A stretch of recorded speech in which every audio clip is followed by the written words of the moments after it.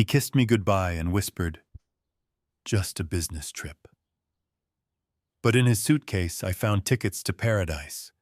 For two. While he was lying on a beach with another woman, I was here. Not crying, not breaking. I was building a cage, and he was about to walk right into it. The evening light in the hallway was deceptively warm, almost perfect. The kind of light that lied about the life unfolding in this house. The steady tick of the kitchen clock was the only sound. Rick stood by the mirror, adjusting his tie with practiced ease. That smile of his, the one that charmed clients and strangers, was now a mask I could see right through. He thought he was the one in control. He had no idea the trap was already set. "Running late tonight?" she called from the kitchen. Her voice was even, calm, but there was a weight to it. "I made your favorite, ribeye with garlic butter." Rick's hand froze on the knot of his tie. In his jacket pocket, an envelope burned like a live coal, plane tickets to Miami, tucked neatly under a cover sheet labeled business documents. He'd picked them up from the travel agency earlier that afternoon. 2 weeks of sun, salt, and freedom with Jessica Moore. He forced himself to keep his movements smooth, folding away the flicker of guilt. "No," he said, stepping into the kitchen. "I'll be home early. Just some paperwork for the Chicago trip." Annie turned from the sink, drying her hands on a towel. Her hazel eyes caught his for a moment. Something sharp flickered there. Doubt, maybe, or worse. Then she smiled faintly, as if she had pressed that flicker down. "Chicago again? That makes 3 trips this quarter." Rick chuckled, but it sounded thin even to him. "Big contract. Could set us up for years. You know how it is. Negotiations, approvals, red tape." Their daughter Emily burst into the kitchen then, saving him. 12 years old, with her mother's eyes and his restless energy, she carried her school notebook like a trophy. "Mom, Dad, guess what? I aced my science quiz. 98 out of 100. Rick bent down, ruffling her hair. "That's my girl, a real star. Maybe it's time we talk about that new phone, huh?" "Richard," Annie said gently but firmly. "We agreed. End of the semester, remember?" Dinner unfolded like any other. Emily chattered about school. Annie listened. Rick pretended to be present while his mind painted scenes of Jessica waiting on the white sand, her laughter carried by the wind, her hair tossed back by the ocean breeze. Later that night, Annie lay beside him in bed, her breathing slow and even, pretending to be asleep. Rick stared at the ceiling, guilt gnawing at him like termites in the beams of an old house. She whispered suddenly, so quietly he almost thought he imagined it. "Maybe this summer we should all take a trip. Just us. Emily keeps asking about the beach." Rick swallowed hard, his throat dry. "Of course," he murmured after a pause. "We'll make it happen, as soon as this contract is done." Annie rolled toward the wall, saying nothing more. The silence between them felt alive, pulsing, waiting for something to shatter. By morning, Rick was already packing his Chicago documents.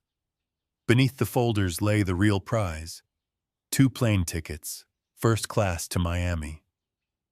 Jessica had texted late last night. "Can't wait to see you. This is our escape, Rick. Our fresh start." Annie leaned against the doorway of the bedroom, arms folded. "What time's your flight?" she asked casually. 7 tonight, Rick said without looking up. "I'll grab a cab." "I could drive you," she offered. "It'd be nice, just the 2 of us before you leave." Rick forced a laugh. You've got Emily's English lessons tonight. Don't worry, I'll be fine. She nodded, turned, and left. Rick exhaled shakily, his pulse hammering in his ears. He had no idea she'd already found the tickets. No idea she'd been sitting in the quiet of the night, glass of wine in hand, staring at the evidence of his betrayal. Annie had already made her call, to David Miller, her old college friend turned lawyer. She'd said the words flatly, almost like she was reading a weather report. Rick is having an affair. I have proof. I need to protect myself and Emily. David hadn't been surprised. Annie, he said, you've always been sharper than you let on. What do you want from this? Everything, she replied. Her voice was cold, steadier than she expected. The house, the car, a stake in the business, and I want him to feel what it's like to lose control.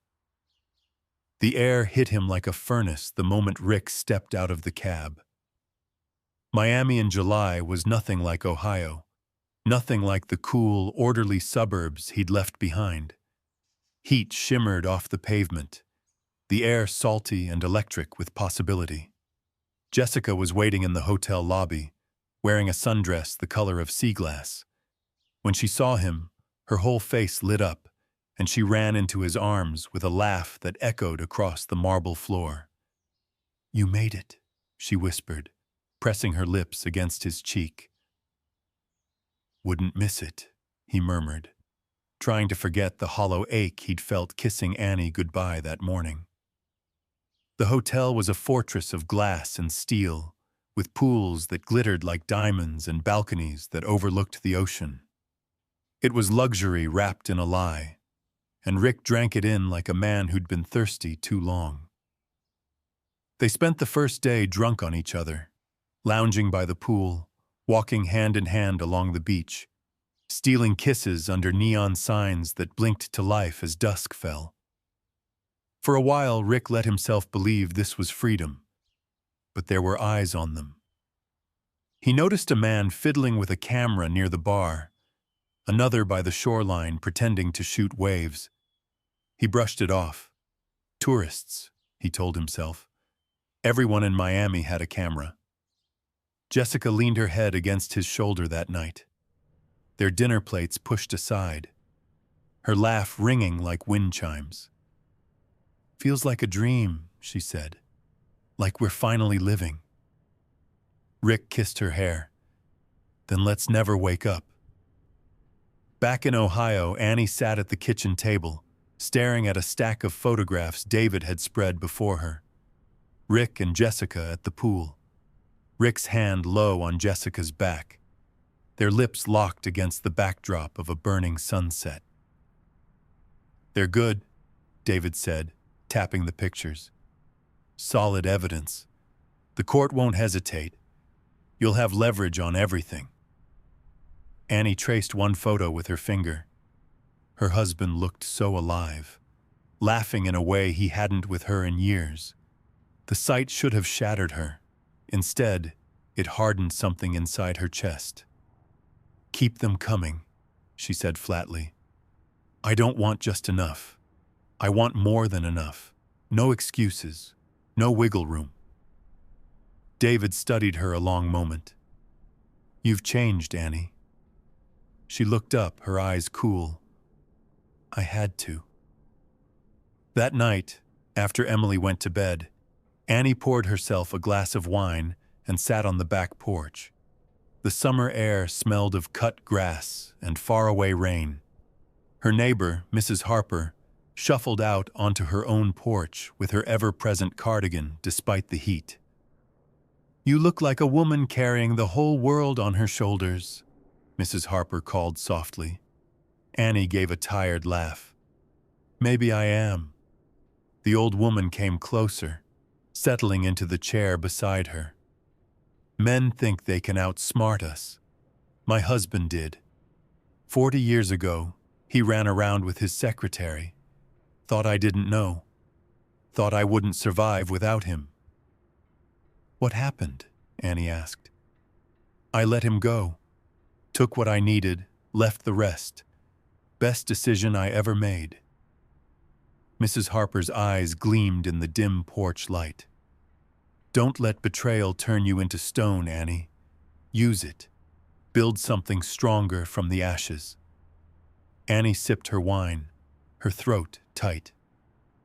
That's the plan, she whispered. Miami should have been paradise, but at night Rick lay awake, staring at the ceiling fan. Jessica's breath was warm against his shoulder, her hair spread across the pillow like dark silk. He told himself he was happy. He told himself this was love. But then he saw Emily's face, bright, eager, holding up her school notebook. 98 out of 100, Dad. And Annie's voice soft but edged. Maybe this summer we should take a trip. Just us. The guilt gnawed at him, louder than the surf outside. He slipped out of bed, stepping onto the balcony, staring down at the city lights. What was he doing? He'd built a life with Annie, a home, a daughter who trusted him completely. Jessica was beautiful, yes. Exciting, yes. But was she worth the ruins he was leaving behind? Jessica stirred, her voice drowsy. Come back to bed, Rick. Don't think so much. He hesitated, then did as she asked. For now. The email arrived just after midnight. Annie had left her laptop open on the kitchen table, a glass of wine forgotten beside it. When the notification chimed, she leaned forward, her pulse quickening. It was from Mark Davis, the private investigator David had hired. The subject line was simple. More proof. She clicked. A dozen high-resolution images filled the screen. Rick and Jessica laughing over cocktails. Rick holding her hand across a candle-lit table. Rick and Jessica kissing, bodies pressed together under the glow of a neon hotel sign. Annie's stomach twisted, but she forced herself to look at every single one. She wanted the hurt to burn deep, to scorch away the last of her illusions. She downloaded them, saving them in a folder labeled Documents. Then she forwarded them to David with a single sentence. Keep building the case. The house was silent except for the hum of the refrigerator. Annie sat there in the dark, staring at the screen. It wasn't grief she felt anymore. It was clarity. When she finally closed the laptop, she whispered to the empty room. You thought you were clever, Rick, but you underestimated me. By their 5th day in Miami, the glow had started to fade. The sun was still hot. The ocean still glittered. Jessica still laughed like a songbird.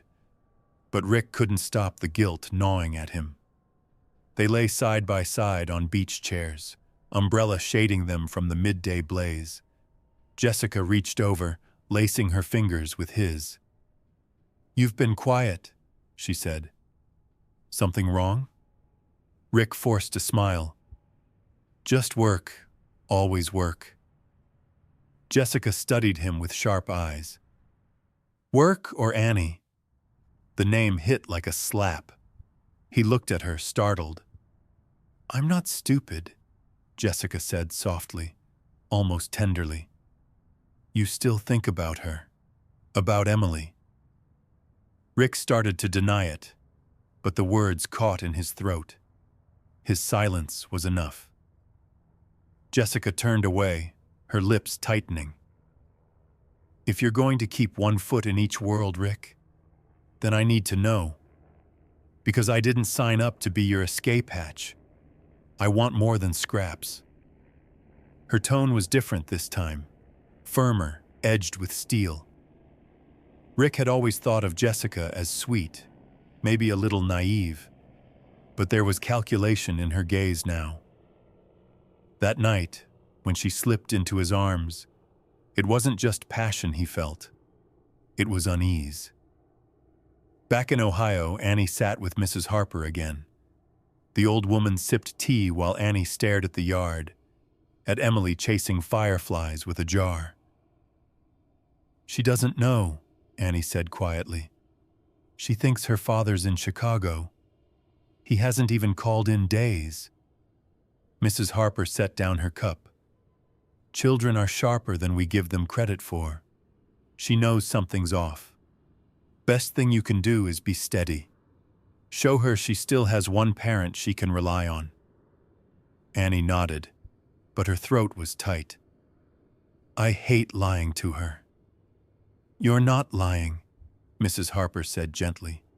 "You're protecting her until the truth can be told. Don't confuse the two." Annie swallowed hard, her eyes misting. I never thought my life would look like this." "None of us do," the old woman said.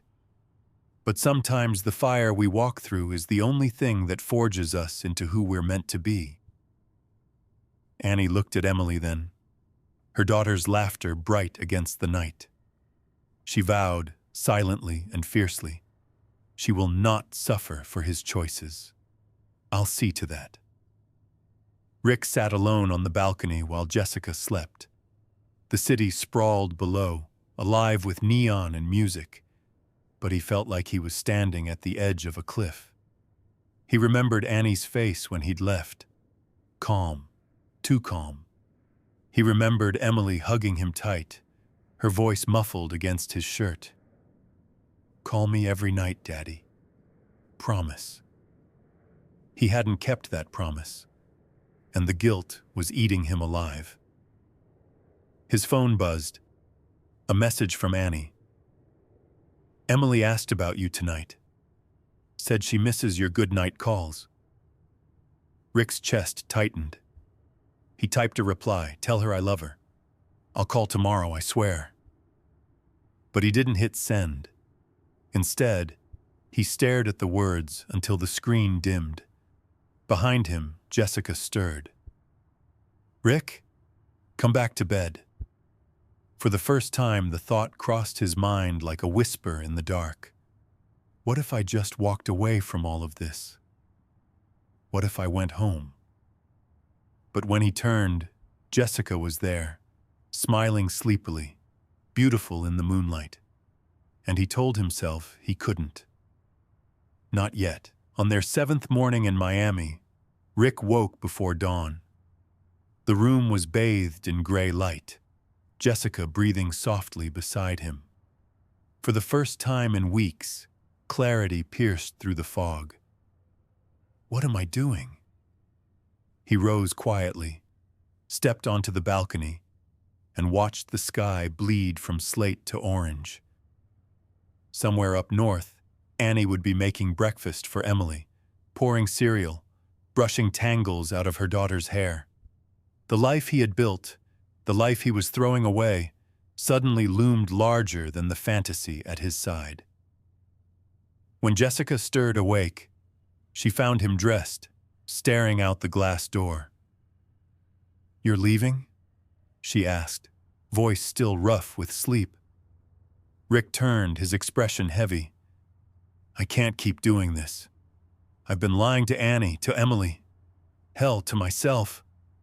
I need to go home. I need to fix this." Jessica blinked, then sat up, pulling the sheet around her.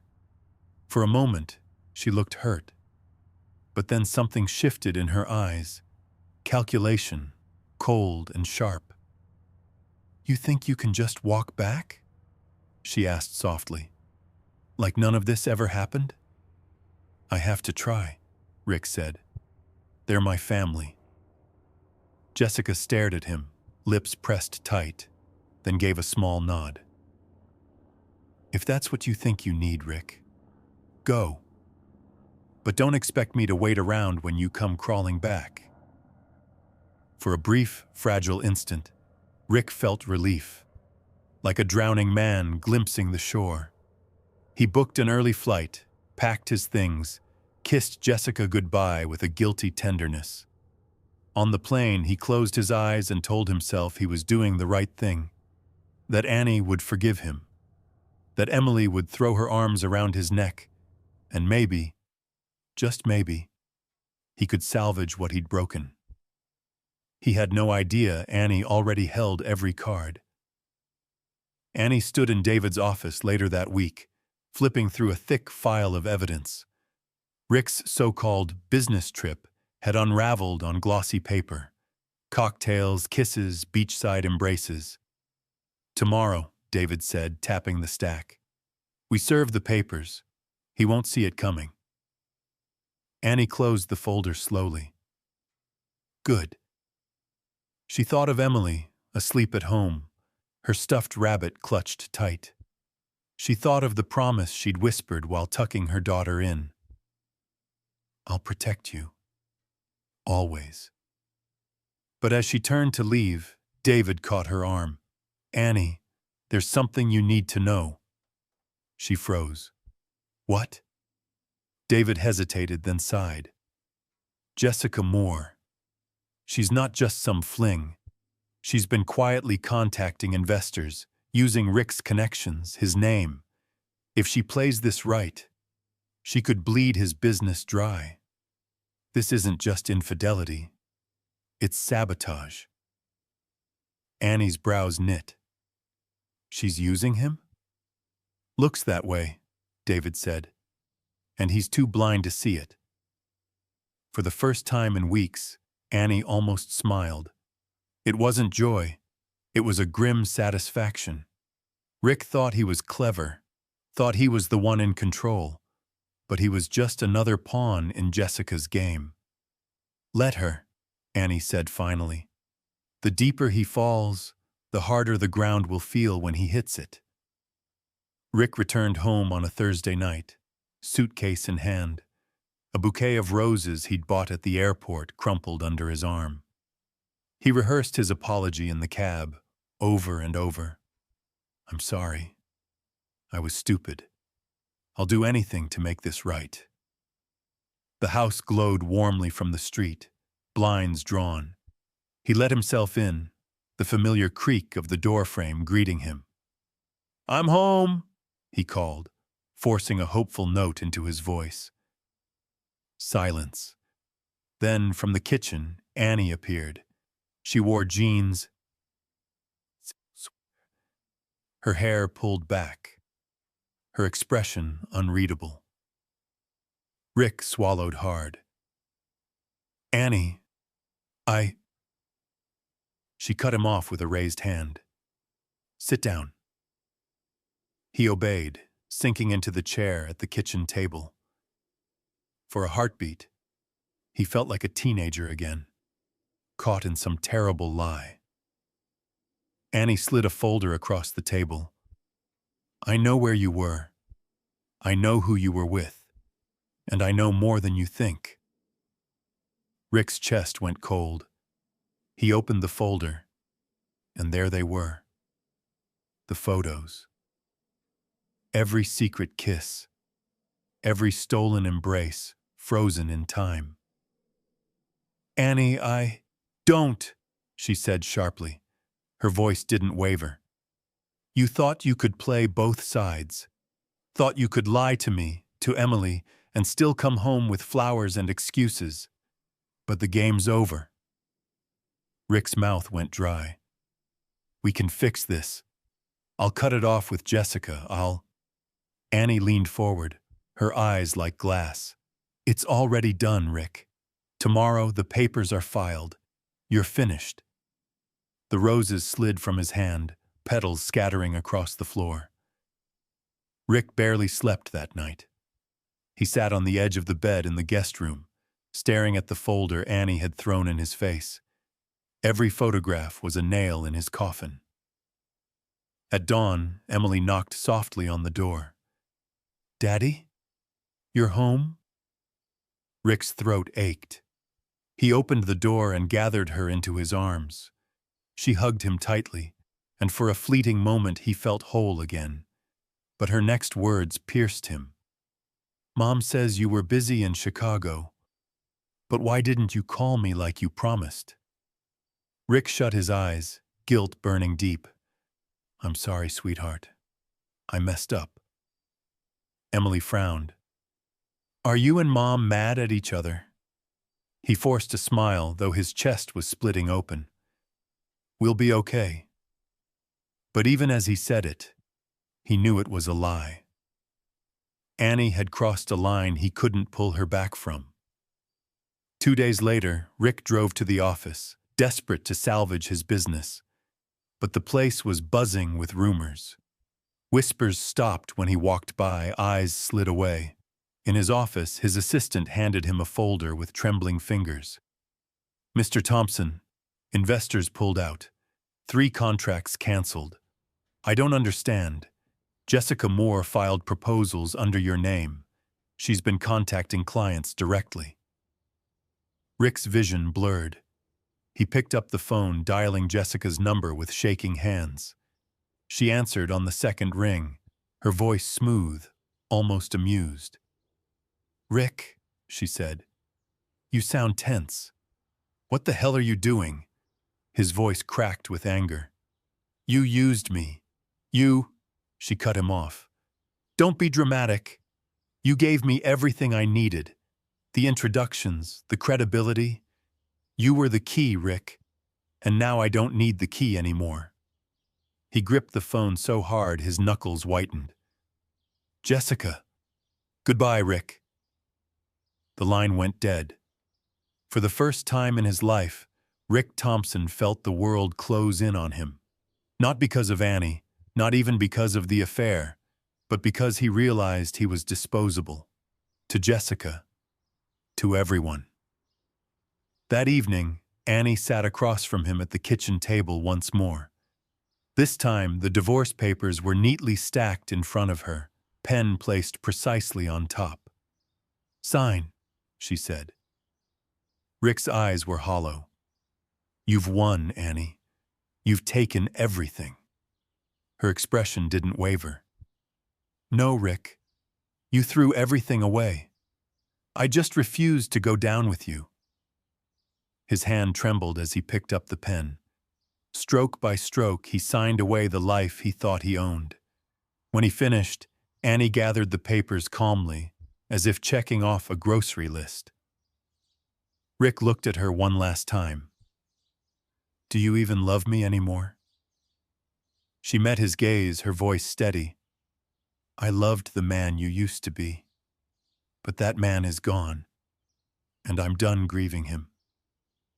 He left quietly, the sound of the front door closing echoing through the house like a final verdict. Later that night, Annie poured herself a glass of wine and stepped onto the porch. The summer air was cool, the cicadas loud. Emily was asleep upstairs, safe, dreaming. Her phone buzzed.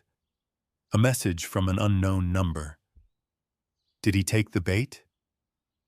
Attached was a photo of Rick and Jessica, one of the many images Mark Davis had taken. Annie smiled faintly. She typed back. Yes.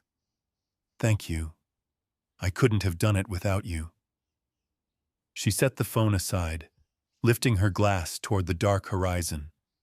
The world wasn't perfect, and her heart still carried scars. But for the first time in years, she felt something close to peace. Mrs. Harper's words returned to her, steady and true. Don't let betrayal turn you into stone. Use it. Build something stronger from the ashes. Annie closed her eyes, listening to the night. Tomorrow would bring lawyers, paperwork, hard conversations with Emily. But tomorrow also carried something brighter. Freedom. And freedom, Annie realized, was worth every tear she'd shed. But true justice always leaves a question in its wake. Annie chose to build a new life from the ruins of the old one. She traded revenge for freedom. Was it the right choice? Did Rick deserve a chance to explain? Or was his punishment, losing everything he took for granted, the only true justice? Some say the perfect revenge is moving on. Others say it's making sure they pay. What do you believe? Share your verdict in the comments. If this story of quiet strength resonated with you, pay it forward. Hit like, subscribe to the What Happened Then stories, and share it with someone who'd understand. Your next story awaits.